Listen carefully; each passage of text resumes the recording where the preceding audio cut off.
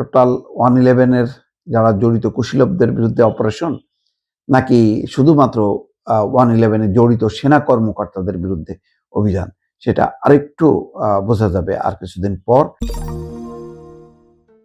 111-এ জড়িত কুশীলবদের বিরুদ্ধে অপারেশন চলছে। সর্বশেষ খবর হচ্ছে বরখাস্ত সেনা কর্মকর্তা আফজাল নাসের মিরপুর থেকে গ্রেপ্তার। তিনি ঠিক কোন পদে ছিলেন, ডিজি ছিলেন নাকি পরিচালক ছিলেন এখনো পরিষ্কার না।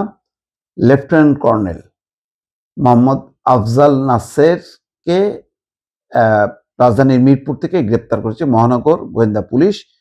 রোববার গভীর রাতে তাকে গ্রেপ্তার করা হয়।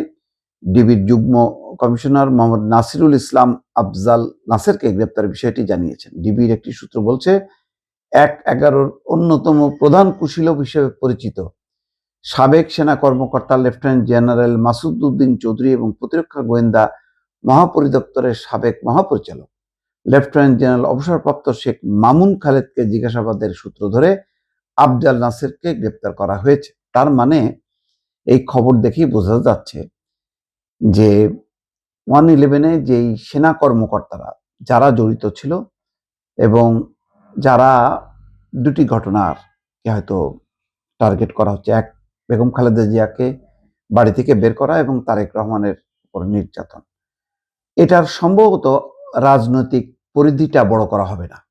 আমি যেটা গ্রেপ্তারের ধরন দেখে বোঝা যাচ্ছে যে সমস্ত সেনা কর্মকর্তা ওই সময় জড়িত ছিল নির্যাতন এবং মূল ঘটনা সম্পাদনে, অর্থাৎ যেই তত্ত্বাবধায়ক সরকার ছিল ইয়াজউদ্দিনের নেতৃত্বে, সেই সরকার উৎখাতে যারা জড়িত ছিল, যে সেনা কর্মকর্তারা, দৃষ্টি এখন পর্যন্ত সেই দিকে নিবদ্ধ।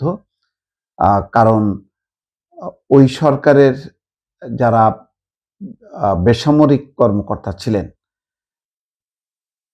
তাদের দিকে কিন্তু হাত বাড়ানো হচ্ছে না। এর থেকে বোঝা যায় যে 111-এর সঙ্গে জড়িত সেনা কর্মকর্তারাই হচ্ছে এখানে টার্গেট।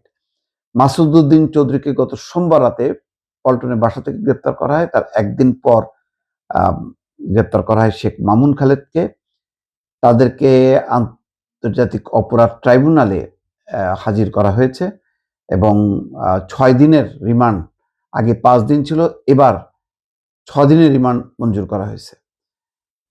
আর এর রিমান্ড এখনো চলছে। 5 দিনের রিমান্ড মঞ্জুর করেছে যেই মামুন খালেদকে, ডিবি হেফাজতে তাকেও গ্রেপ্তার জিজ্ঞাসাবাদ চলছে। সম্ভবত তাদের বিরুদ্ধে হত্যা মামলা বা দুর্নীতি মামলা এটা সম্ভবত প্রধান না, প্রধান হচ্ছে 111-এ কার কি অবস্থান সেটা চিহ্নিত করা। আফজাল নাসেরের বাড়ি নোয়াখালীর সেনবাগ উপজেলার মজিরখিল এলাকায়। 1984 সালে 4 জুলাই সেনাবাহিনীতে যোগদান। 2006 মার্চ থেকে 2008 সালের মার্চ পর্যন্ত তিনি ডিজিএফআই তে দায়িত্ব পালন করেন। এই সময়টাই হচ্ছে 111 গুরুত্বপূর্ণ সময়, 6 থেকে 8। তো কত বিস্তৃত যাবে 111, আর কিছুদিন গেলে হয়তো বোঝা যাবে যে 111-এর টোটাল 111-এর যারা জড়িত কুশীলবদের বিরুদ্ধে অপারেশন, নাকি শুধুমাত্র 111-এ জড়িত সেনা কর্মকর্তাদের বিরুদ্ধে অভিযান, সেটা আরেকটু বোঝা যাবে আর কিছুদিন পর।